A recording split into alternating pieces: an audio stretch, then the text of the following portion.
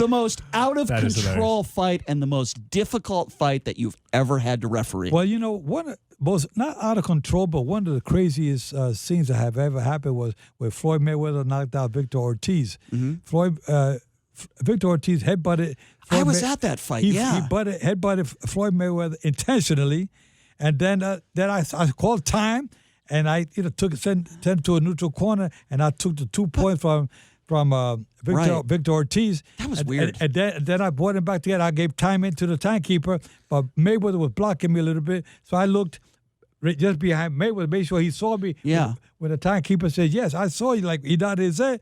Next thing I know, I said, time in. Now, Victor Ortiz hugged him the first. He gives him a kiss on the cheek. Then he hugged him the second time. Then he comes out again the third time. When I said time in, got his two hands out, and Manny and Mayweather said, hell, I'm going to knock him out.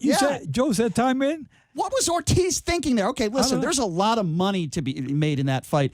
What is Ortiz? And I understand what it is. Protect yourself at all times, right? And he kisses him on the cheek. Come on, I could see if he just took his glove and went like. This is not a kissing match. Yeah. This is not a love match. We're here to fight. Let me ask you this, Joe, on that fight. Let me ask you this. I didn't like Ortiz's reaction after the fight. He was smiling. He was happy. He didn't act to me. I'm not saying he intentionally lost the fight, but I'm saying he wasn't acting to me like somebody who just lost the biggest fight of his career. That, to me, was a very strange situation. Well, let me tell you what happened. I've had lunch with him several times here in L.A. and in New York, and he'll keep telling me, Joe, I apologize for what happened that night. I said, forget about it. You keep talking about it. Don't even talk about it. It's over. It's history. He said, no, Joe, I really feel bad. He said, then one day we would do one of my shows in ESPN in L.A., right behind the Staples Center. We have studios there, and he says, Joe, we were going to go on the air together. He said, Joe, I want to tell you something that happened one day, and he says,